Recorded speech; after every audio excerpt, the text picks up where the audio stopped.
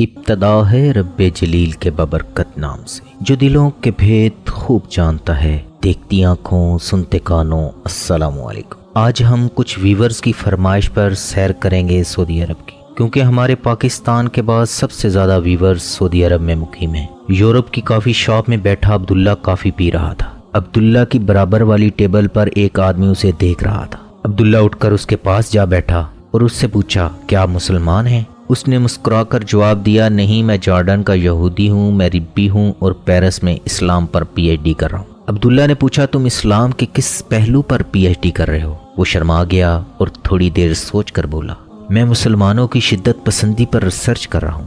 عبداللہ نے پوچھا، تمہاری ریسرچ کہاں تک پہنچی؟ اس نے کافی کا لمبا سپ لیا اور بولا، میری ریسرچ مکمل ہو چکی ہے اور میں اب پیپر لکھ رہا ہوں۔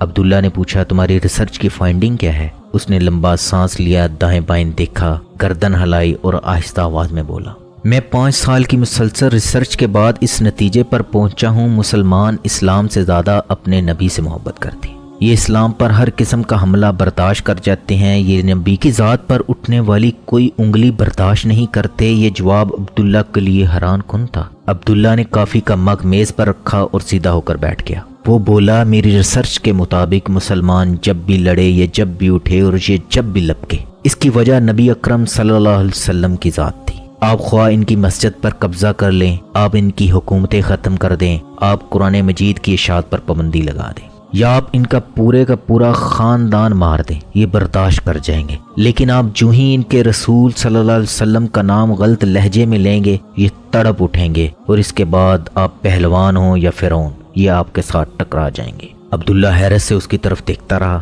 وہ بولا، میری فائنڈنگ ہے، جس دن مسلمانوں کے دل میں رسول اللہ صلی اللہ علیہ وسلم کی محبت نہیں رہے گی، اس دن اسلام ختم ہو جائے گا۔ چنانچہ اگر آپ اسلام کو ختم کرنا چاہتے ہیں تو آپ کو مسلمانوں کے دل سے ان کا رسول نکالنا ہوگا۔ اس نے اس کے ساتھ ہی کافی کا مگ نیچے رکھا، اپنے کپڑے کا تھیلا اٹھایا، کندھے پر رکھا، گڈ بائے کہا اور اٹھ کر چلا گیا۔ لیکن عبداللہ اس دن سے ہکا بکا بیٹھا ہے۔ عبداللہ اس کو اپنا محسن سمجھتا ہے، کیونکہ عبداللہ اس سے ملاقات سے پہلے تک صرف سماجی مسلمان تھا، لیکن اس نے عبداللہ کو 2 فکروں میں پورا اسلام سمجھا دیا۔ عبداللہ جان گیا رسول اللہ صلی اللہ علیہ وسلم سے محبت اسلام کی روح ہے، اور یہ روح جب تک قائم ہے اس وقت تک اسلام کا وجود بھی سلامت ہے۔ جس دن یہ روح ختم ہو جائے گی، اس دن ہم میں اور غیر مسلموں میں کوئی فرق نہیں رہے گا۔ حجاز مقدس اس روئے زمین پر مقدس ترین سرزمین ہے۔ مکہ میں مسجد حرام اور مدینہ میں مسجد نبوی ہے۔ عبادت کا رخ اگر مکہ ہے تو محبت کا رخ مدینہ۔ حرمین سے ہمارا رشتہ جسم کا بھی ہے اور روح کا بھی۔ ویڈیو کا باقاعدہ آغاز کرنے سے پہلے تمام نئے آنے والوں سے یوٹیوب پر اسپائڈر بل چینل سبسکرائب کر لیں۔ مملکت سعودی عرب جزیرہ نما عرب میں سب سے بڑا ملک ہے۔ شمال مشرق میں اس کی سرحد اردن، شمال میں عراق اور شمال مشرق میں کویت، قطر اور بحرین ہے۔ مشرق میں متحدہ عرب امارات، جنوب مشرق میں عمان، جنوب میں یمن سے ملی ہوئی ہیں، جبکہ خلیج فارس اس کے شمال مشرق اور بحیرہ کلزم اس کے مغرب میں واقع ہے۔ یہ حرمین شریفین کی سرزمین کہلاتی ہے۔ یہاں اسلام کے 2 مقدس ترین مقامات مکہ مکرمہ اور مدینہ منورہ موجود ہیں۔ سعودی ریاست کا ظہور تقریباً 1750 میں عرب کے وسط سے شروع ہوا، جب ایک مقامی سردار محمد بن سعود معروف اسلامی شخصیت اور محمد بن عبد الوہاب کے ساتھ مل کر ایک نئی سیاسی قوت کے طور پر ابھرے۔ اگلے 150 سال میں آل سعود کی قسمت کا ستارہ طلوع و غروب ہوتا رہا، جس کے دوران جزیرہ نما عرب پر تسلط کے لیے ان کے مصر، سلطنت عثمانیہ اور دیگر عرب خاندانوں سے تصادم ہوئے۔ بعد ازاں سعودی ریاست کا باقاعدہ قیام شاہ عبدالعزیز سعود کے ہاتھوں میں عمل میں آیا۔ مارچ 1938 میں تیل کی دریافت نے ملک کو معاشی طور پر زبردست استحکام بخشا اور مملکت میں خوشحالی کا دورہ ہو گیا۔ سعودی عرب کے پہلے بادشاہ عبدالعزیز ابن سعود کی اولاد کی حکمرانی ہے۔ قرآن ملک کا آئین اور شریعت حکومت کی بنیاد ہے۔ سعودی عرب میں آج بھی کئی اسلامی سزائیں نافذ ہیں۔ ملک میں کوئی تسلیم شدہ سیاسی جماعت ہے، نہ ہی انتخابات ہوتے ہیں۔ البتہ 2005 میں مقامی انتخابات کا انعقاد ہوا۔ سعودی عرب دنیا بھر میں مساجد اور قرآن اور اسلامک سینٹر کے قیام کے ذریعے اسلام کی ترویج کرتی ہے۔ قانون سازی وزراء کی کونسل عمل میں لاتی ہے، جو لازمی طور پر شریعت اسلامی سے مطابقت رکھتی ہو۔ عدالت شرعی نظام کی پابند ہیں، جن کے قاضیوں کا تقرر اعلیٰ عدالتی کونسل کی سفارش پر بادشاہ عمل میں لاتا ہے۔ سعودی بادشاہ خادمین حرمین شریفین کہلاتے ہیں۔ پوری دنیا میں سب سے خوبصورت قرآن مسجد نبوی اور حرم شریف میں سننے کو ملتا ہے۔ سعودی عرب کا رقبہ 21,49,690 مربع کلومیٹر ہے، جو رقبے کے لحاظ سے دنیا کا 12واں بڑا ملک ہے۔ سعودی عرب میں دنیا کی سب سے اونچی بلڈنگ بنائی جا رہی ہے، جس کی ہائٹ 3280 فیٹ ہوگی، یعنی 1 کلومیٹر۔ موجودہ دنیا کی سب سے اونچی بلڈنگ برج الخلیفہ کی ہائٹ 600 فیٹ ہے۔ سعودی عرب دنیا کا سب سے بڑا ملک ہے جس میں کوئی دریا نہیں۔ سعودی عرب میں دنیا کی سب سے خطرناک ڈرائیونگ کی جاتی ہے، جس کی وجہ سے ہزاروں اموات ہوتی ہیں۔ دنیا کی سب سے مہنگی گاڑیاں GMC لیموزین ٹیکسیاں چلتی ہیں۔ سعودیہ میں گاڑیاں بہت سستی ہیں۔ ریاض میں دنیا کی سب سے بڑی کیمل مارکیٹ ہے۔ سعودی عرب میں شادی کے تمام اخراجات لڑکا اٹھاتا ہے، جہیز کا کوئی تصور نہیں ہے۔ شادی کے بعد لڑکی لڑکا الگ گھر میں رہتے ہیں۔ 2-3 شادیاں کرنا عام رواج ہے۔ ایک سٹوری پر ایک بیوی، دوسری پر دوسری اور تیسری سٹوری پر تیسری بیوی ہے۔ میرے ایک دوست کے مہمان عربی ان کے گھر میں آئے۔ ان کی وائف اربن نے کہا، جس پاکستانی سے پوچھو 1 بچہ 2 بچہ، ہمارے سعودیہ میں 10 بچہ 11 بچہ۔ گھر کی کسی تقریب میں ایک اونٹ کا پتہ بھی نہیں چلتا کدھر گیا۔ سعودی عرب میں غیر ملکیوں کو خوش آمدید تو کہا جاتا ہے، لیکن غیر ملکی خیالات کو نہیں۔ اس پورے علاقے میں حقیقی تبدیلیاں صرف پچھلے 50 سال میں آئی ہیں، جب تیل سے ہونے والی آمدنی کی بدولت یہاں کے لوگوں کی قسمت نے پلٹا کھایا۔ عوام شہری بود و باش کو اپنانے لگے۔ سعودی عرب پاکستان کا سب سے بہترین دوست ملک ہے۔ ہر مشکل کی گھڑی میں سعودی عرب نے پاکستان کی مدد کی، سیلاب ہو یا زلزلہ، ہر دم پاکستان کے بڑے بھائی کی طرح ساتھ کھڑا ہوا۔ پوری دنیا میں سب سے زیادہ پاکستانی سعودی عرب میں مقیم ہیں۔ پاکستانی ہر سال تقریباً 1200 ارب روپے سعودی عرب سے بھیجتے ہیں، جو پوری دنیا میں پاکستان میں بھیجی جانے والی رقم سے زیادہ ہے، جس سے پاکستان کے 28 لاکھ خاندانوں کا روزگار وابستہ ہے۔ اور پاکستان کا شاید ہی کوئی خاندان ہو جس کا کوئی عزیز سعودی عرب میں نہ ہو، یا حج یا عمرہ کے لیے نہ گیا ہو۔ آپ سعودی عرب کو پاکستان کا دوسرا گھر کہہ سکتے ہیں۔ اس وقت سعودی عرب میں 1,08,50,192 غیر ملکی کام کر رہے ہیں، جبکہ نوکریوں پر موجود سعودی باشندوں کی تعداد صرف 30,38,945 ہے، جن میں سے 30 لاکھ بھارتی، 28 لاکھ پاکستانی، 22 لاکھ مصری، 14 لاکھ یمنی اور 12 لاکھ بنگالی شامل ہیں۔ باقی دوسرے ممالک کے باشندے ہیں۔ سعودی عرب کے بانی عبدل بن سعود کی 22 بیویاں تھیں، ان میں سے 17 بیویوں کے 45 بیٹے پیدا ہوئے، اور شاہی خاندان کے شہزادوں کی تعداد 7,000 سے بھی زائد ہو چکی ہے۔ سعودی عرب میں قربانی کے 2 سسٹم ہیں۔ پہلا سسٹم، لوگ منڈی جاتے ہیں، قربانی کا جانور پسند کرتے ہیں، عمرہ چھترے خریدتے ہیں، یہ مہنگے ہوتے ہیں۔ مڈل کلاس سوڈان کے بکرے خریدتی ہے، اور غربا آسٹریلیا اور نیوزی لینڈ کے بکرے خریدتے ہیں یا اونٹ میں حصہ ڈالتے ہیں۔ حکومت نے ملک کے تمام شہروں، قصبوں، دیہات میں جدید سلاٹر ہاؤس بنا رکھے ہیں۔ پورے سعودی عرب میں سلاٹر ہاؤسز کے نرخ طے ہیں، یہ 20 ریال لیتے ہیں اور آدھے گھنٹے میں بکرے یا اونٹ کی صاف ستھری بوٹیاں گاہک کے حوالے کر دیتے ہیں۔ سلاٹر ہاؤس کا درجہ حرارت اور صفائی مثالی ہوتی ہے۔ آپ یقیناً جانتے ہیں جانوروں کا گوشت 4 سینٹی گریڈ سے اوپر یا نیچے دونوں حالتوں میں خراب ہو جاتا ہے۔ سعودی عرب کے سلاٹر ہاؤس کا درجہ حرارت 4 سینٹی گریڈ ہوتا ہے، چنانچہ گوشت صحت مند اور فریش رہتا ہے۔ عملہ گاہکوں کو گوشت باقاعدہ پلاسٹک کے تھیلوں میں پیک کر کے دیتا ہے۔ جانوروں کی لاشیں اور چربی سلاٹر ہاؤس میں تلف کر دیا جاتا ہے۔ جانوروں کی باقیات معاشرے کو خراب کرتی ہیں، بیمار کرتی ہیں، اور نہ ہی ان سے جھیلی گھی اور کوکنگ آئل بنتا ہے۔ دوسرا سسٹم، سعودی عرب نے اسلامی بینک سے مل کر قربانی کی آن لائن سروس شروع کر دی ہے۔ آن لائن سروس میں دمبے اور بکرے کی قیمت طے ہے۔ آپ 120 امریکی ڈالر، 92 یوروز، 450 ریال یا پھر تقریباً 14,000 پاکستانی روپوں میں جانور خرید سکتے ہیں۔ یہ جانور مختلف سلاٹر ہاؤسز میں موجود ہوتے ہیں۔ جو ہی صارف کی رقم ٹرانسفر ہوتی ہے، سلاٹر ہاؤسز وہ جانور ذبح کر دیتے ہیں اور صارف کو قربانی کی آن لائن اطلاع کر دی جاتی ہے۔ جانور کی لاشیں سلاٹر ہاؤس میں تلف ہو جاتی ہیں اور گوشت جہاز کے ذریعے مختلف اسلامی ملکوں کے غرباء کو بھیج دیا جاتا ہے۔ یہ سروس 2009 میں شروع ہوئی۔ یہ اب تک 1,96,50,000 جانور قربان کر چکی ہے۔ پچھلے سال بھی سروس کے ذریعے 7.5 لاکھ جانوروں کی قربانی ہوئی۔ میں یہاں دبئی کی مثال بھی دوں گا۔ دبئی حکومت نے المویشی کے نام سے ایک موبائل ایپ بنا رکھی ہے۔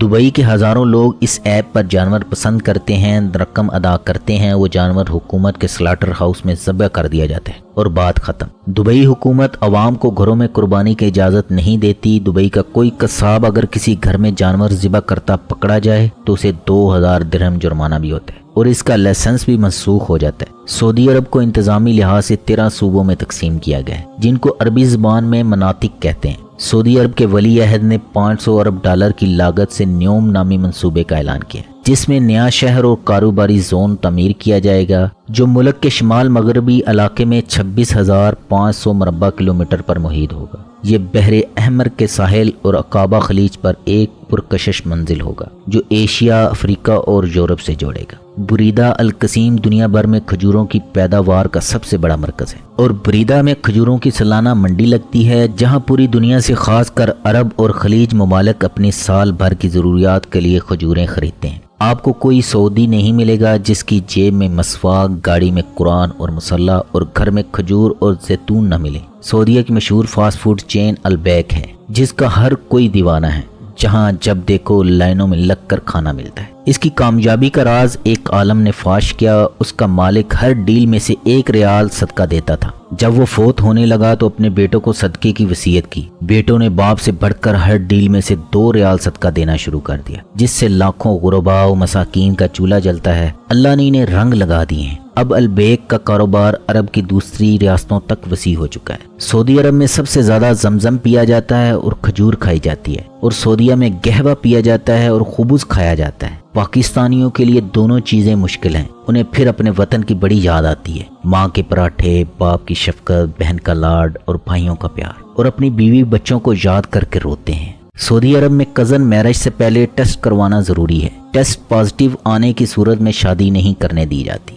ریاض سعودی عرب کا دارالحکومت ہے۔ مکہ و مدینہ میں مقامی آبادی کم ہے اور عمرہ حج کے لیے آنے والے حاجیوں کی تعداد زیادہ ہے۔ آپ کو ان مقامات مقدسہ میں دنیا کی ہر نعمت ملے گی۔ مکہ و مدینہ کے دسترخوان دنیا کے سب سے بڑے دسترخوان ہیں۔ جدہ دوسرا سب سے بڑا شہر حج عمرہ کے لیے دنیا بھر کے زائرین کی پہلی قیام گاہ اور بحیرہ کلزم کی بندرگاہ ہے۔ دمام مشرقی صوبے کا دارالحکومت ہے اور تیسرا سب سے بڑا شہر ہے۔ طائف مکہ کے قریب پہاڑی علاقہ جہاں کے انار دنیا بھر میں سب سے زیادہ میٹھے ہیں۔ تبوک اردن کی سرحد کے قریب واقع شمال مغربی شہر ہے۔ حفوف قدیم ساحلی نخلستانی اور تیل کے عظیم ذخائر کا شہر ہے۔ خمیس مشیط مغربی عرب میں عسکری و تربیتی مرکز ہے۔ تومت الجندل جہاں میرا بڑی عمر گزر ہوتا ہے۔ سعودی عرب کا موسم مجموعی طور پر شدید گرم اور خشک ہے۔ یہ دنیا کے ان چند علاقوں میں سے ایک ہے جہاں گرمیوں میں درجہ حرارت 50 ڈگری سینٹی گریڈ سے بھی آگے جانا معمول کی بات ہے۔ موسم سرما میں بلند پہاڑی علاقوں میں کبھی کبھار برف پڑ جاتی ہے،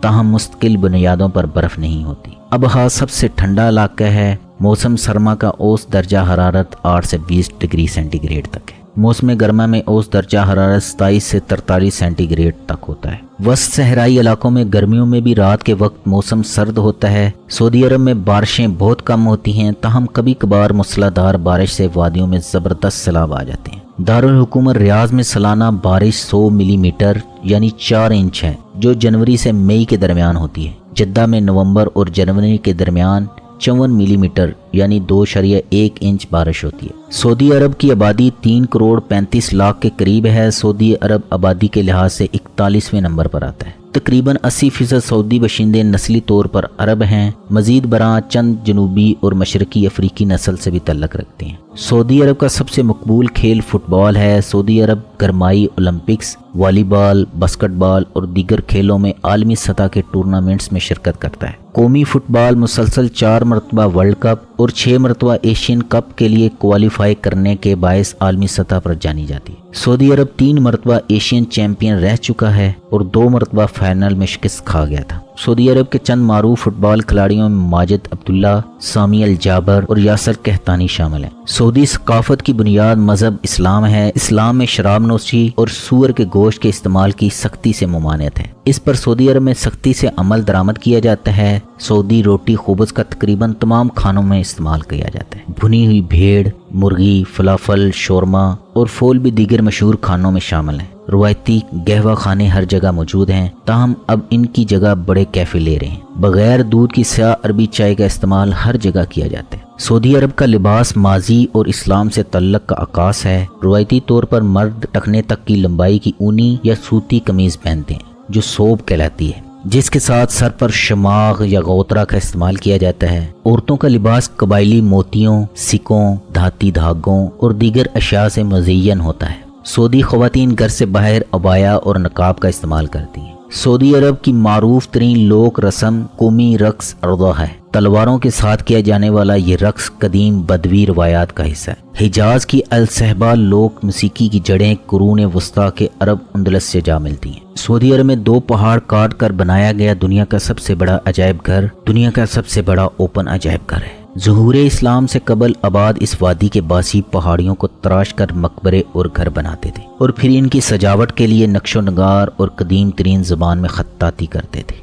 मदीना मनवरा से 350 किलोमीटर के फासले पर वाक़या मदाइन साले नामी पहली सदी के इन आसारे कदीमा में 131 पत्थरों और चट्टानों को तराश कर बनाए गए घर मौजूद हैं। इस शहर खमोशा को देखकर माहिरीन ने अंदाज़ा लगाया है यहाँ की आबादी उस वक्त 4-5 लाख के करीब हो। यूनेस्को ने इस मकाम को सऊदी अरब का आलमी विरसा करार दिया है, जो दुनिया का सबसे बड़ा ओपन म्यूजियम भी है। इंसान अपनी ज़िंदगी का एक एक लम्हा भी वालिदैन की खुशनुदी, इज़्ज़त और एहतराम के लिए वक्फ कर दे तो इनके एहसानात का बदला नहीं चुका सकता। लेकिन इसके बावजूद हम देखते हैं कुछ ऐसे बदबख्त भी होते हैं जो इन अजीम हस्तियों से भी बदसलूकी कर बैठते हैं। सऊदी सुप्रीम जस्टिस काउंसिल ने अदालतों को एक सर्कुलर जारी किया है जिसके मुताबिक वालिदैन पर तशद्दुद या उनकी हतक के मुर्तकिब होने वालों को एक मुकर्ररा अरसे तक कब्रें खोदने और मुर्दे नहलाने की सजा दी जाएगी। सऊदी माशरा सख्ती से अपनी रवायात का पाबंद रहने वाला मुल्क है। ये बात भी यहाँ है, सऊदी आला तरीन जमालियाती ज़ौक़ रखते हैं और इस मामले में उनकी जिद्दत पसंदी किसी से ढकी छुपी नहीं। यहाँ वो गैर मुल्की इंतहाई एहतराम की नज़र से देखे जाते हैं जो खुद सऊदियों की रवायत पसंदी पर कोई ज़रब न लगाएं। ताहम जिद्दत और रवायत की कशमकश रियाद शहर में ज़्यादा वाज़े नज़र आती है, जो मुमलिकत का दारुल हुकूमत और सबसे बड़ा शहर है। देखा जाए तो ये शहर न सिर्फ शाही खानदान बल्कि तमाम तर सऊदी रवायात का मजबूत तरीन किला है। सऊदी अरब के महकमा शुमारियात ने दिलचस्प आदादो शुमार जारी किए हैं। इनके मुताबिक हर 100 शादीशुदा ख़वातीन में से 46% की शादी 20 साल से कम उम्र में हुई थी। सऊदी अरब में मर्दों की शादी करने की औसत उम्र